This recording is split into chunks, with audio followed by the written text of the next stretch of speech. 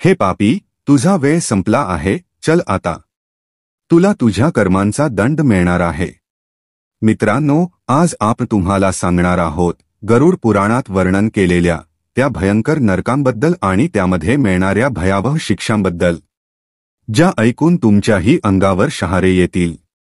मित्रांनो, डोळे बंद करून त्या क्षणाची कल्पना करा, जेव्हा जीवनाचा शेवटचा श्वास सुटतो आणि यमदूत आपले सूक्ष्म शरीर घेऊन जातात. एक विचित्र थरथर, भीती, पण शरीर मागे राहिले आहे. आता फक्त कर्मांची गाठोडी खांद्यावर लटकली आहे. यमदूत आपल्याला त्या भयंकर मार्गाने ओढ वैतरणी नदीच्या काठावर आणतात. एक लालसर चिटा, दुर्गंध भरलेली नदी, ज्यात गोबर, रक्त, मलमूत्र सर्व काही वाहत आहे. ज्यांचे पुण्य थोडे असते त्यांना गायीची शेपटी धरायला दिली जाते. बाकी आत्मा त्या सडलेल्या पाण्यात बुडतुरत थरथर पार जातात.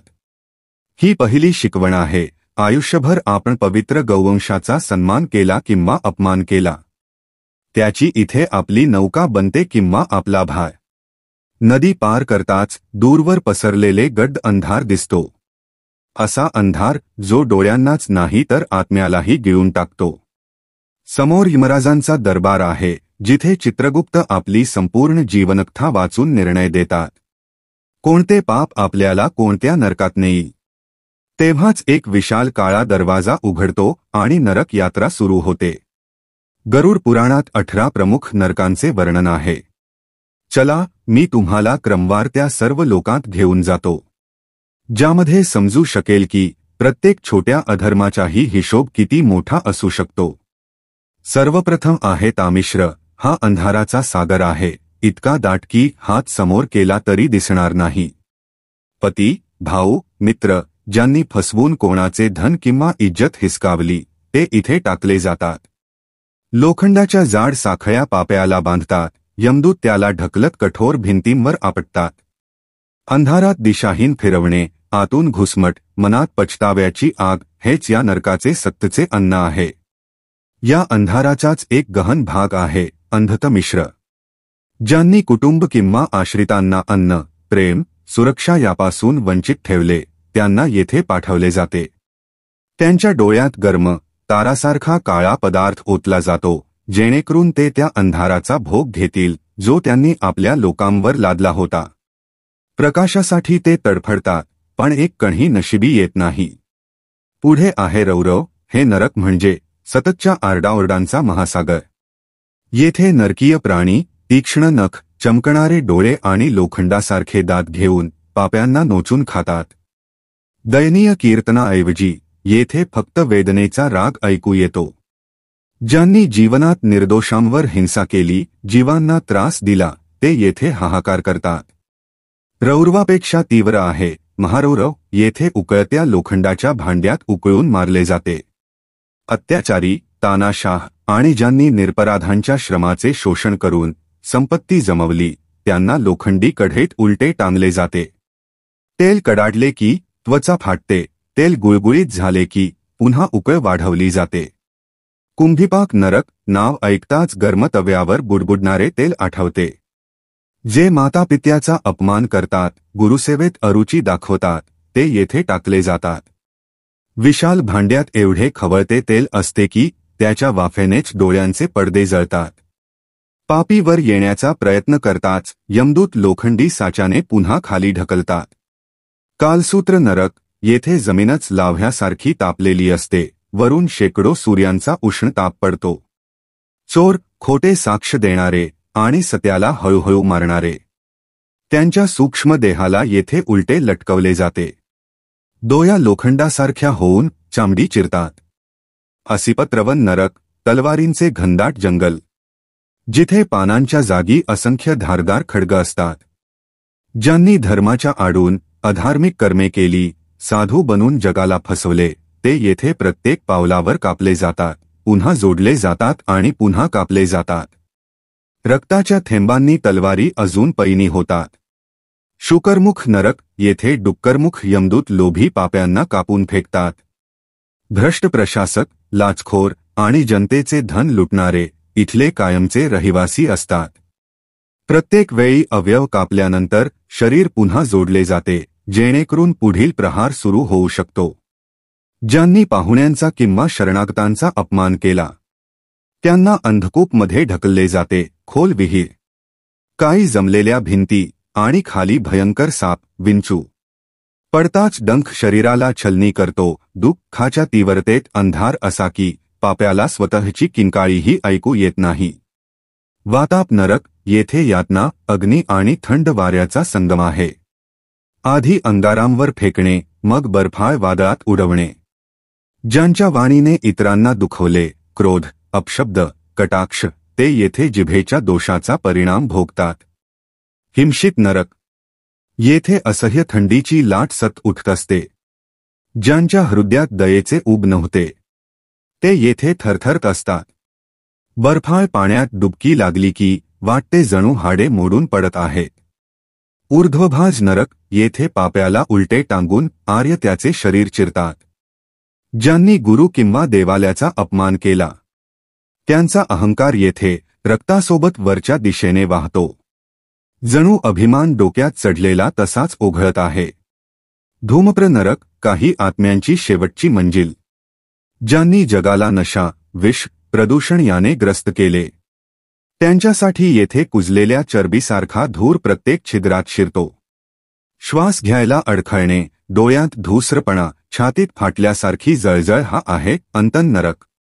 आलय नरकात लोखंडी जाळ्या आहेत ज्यावरून चारही बाजूंनी जळत्या ज्वाळा उठतात.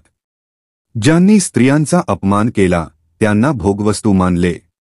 विवाहाच्या शपथा मोडल्या ते येथे आपल्या स्वतःच्या कामागनीने भस्म होतात.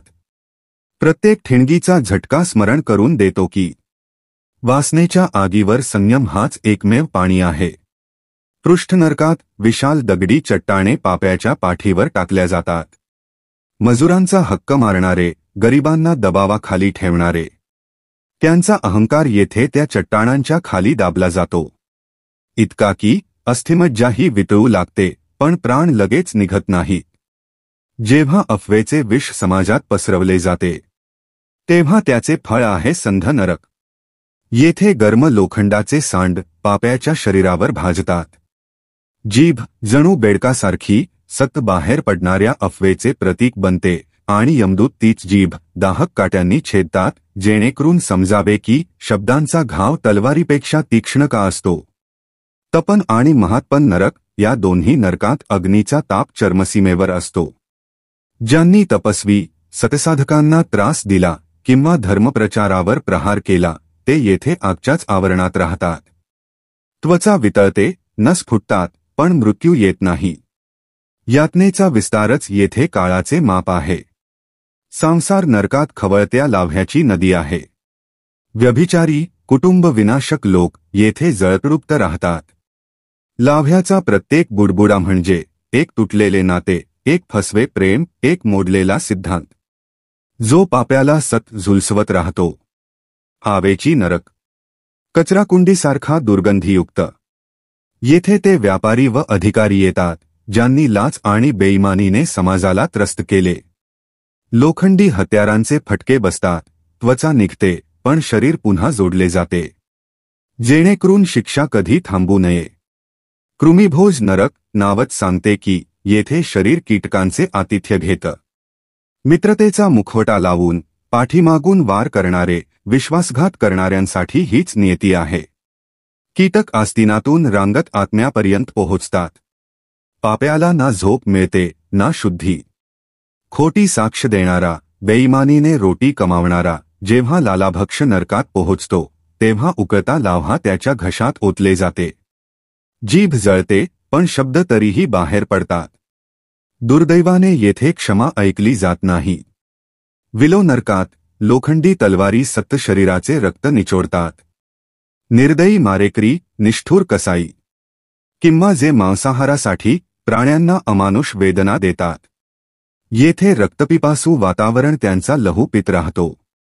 बलात्कार करणारे, लैंगिक शोषण करणारे त्यांच्यासाठी आहे शुकर नरक. डुक्करमुख, काळे, कठोर शरीर असलेले यमदूत भाल्याने पाप्याला हवेत उडवून जमिनीवर आपटतात. प्रत्येक घाव त्याच्या लैंगिक पापांची आठवण करून देतो. प्रत्येक किंकाळी त्यांच्या बळींच्या लाचार आक्रंदनाचा प्रतिघात ठरते. हायपान नरक येथे विशाल खवळत्या तेलाचे तलाव आहे. फसवे व्यापारी वणिक येथे डुबक्या घेत राहतात. जसे ते सौद्यांत लोकांना बुडवायचे तसेच आता तेल त्यांच्या नाकापर्यंत शिरते. बचावासाठी हात मारले तर यमदूत लोखंडी गंजांनी दाबून त्यांना पुन्हा तळाशी ढकलतात. दानापासून पळ काढणारे, भुकेल्याला अनदेखा करणारे. त्यांचा शेवट आहे सार्मियादन नरक. येथे नरकीय कुत्रे, लाल डोळे, तीक्ष्ण दात पाप्याचे सगळे मांस नोचून खातात. विस्मय म्हणजे मांस क्षणभरात पुन्हा उगवतं, जेणेकरून कुत्र्यांचा मेच सत सुरू राहील. पाणी, संसाधने विषारी करणारे, नद्यांना प्लास्टिकने भरून टाकणारे लोक ते जातात उदक नरकात. येथे आम्लीय पाण्याचे झरे शरीर गलवतात. एक देह गलून संपला की दुसरा देह तयार होऊन पुन्हा खाली पडतो. येथे समजतं पाण्याचा अपमान जन्मोजन्मी भोगावा लागतो. अत्यंत हिंसक अपराध्यांसाठी आहे वहनिजवाला. लपटांचा महासागर.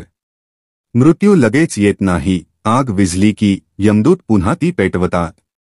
ही शिक्षा पुन्हा पुन्हा होते. जशी त्यांची हिंसा पुन्हा पुन्हा एखाद्याचा जीव घेत असे. पण या सर्व नरकात पोहोचण्यापूर्वी प्रत्येक जीवाला पार करावी लागते ती रक्तमय वैतरणी नदी. गायसेवा, गौदानाचे पुण्य आणि करुणा ही 3 औषधे त्या नदीला नौकेत बदलू शकतात. ज्याच्या जीवनात गायीच्या हत्येचे पाप आहे तो येथे बुरतुत्रत स्वतःला शिव्या देत राहतो आणि वासना व दुर्गंधीनं भरलेल्या लाटा त्याला नरकांच्या दिशेने ढकलत नेतात. मित्रांनो, हे श्रवण कोणत्याही भयकथेसाठी नाही, तर हा एक असा आरसा आहे जो आपल्याला दाखवतो की आत्म्याचे कुतूहल कसे दंडित होऊ शकते. नरक दृष्टांत आपल्याला घाबरवत नाही तर जाग करतो, कारण भयाच्या त्या क्षणातही एक मार्ग खुला असतो, प्रायश्चित्त आणि सेवा.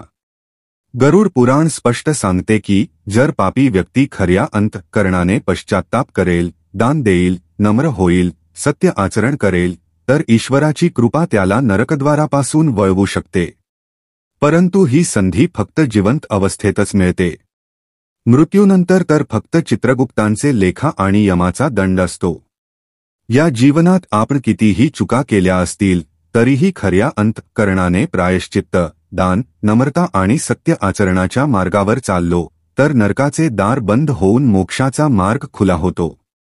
कारण ईश्वराच्या दृष्टीने प्रत्येक जीवाला दुसरी संधी मिळू शकते, पण ती फक्त जिवंत असतानाच. म्हणूनच आजपासूनच आपले विचार, वाणी आणि कृती पवित्र ठेवा, जेणेकरून मृत्यूनंतर आपण ईश्वराच्या चरणी जाऊन चिरशांती प्राप्त करू. तर मित्रांनो, अशा प्रकारे गरुड पुराणात या भयानक नरकांचे वर्णन केले गेले आहे. आशा आहे की तुम्हाला ही माहिती आवडली असेल. व्हिडिओला नक्की लाईक करा आणि कमेंटमध्ये जय श्री कृष्ण अवश्य लिहा. तसेच चॅनेल सबस्क्राईब करायला विसरू नका. आपल्या सर्वांचे धन्यवाद.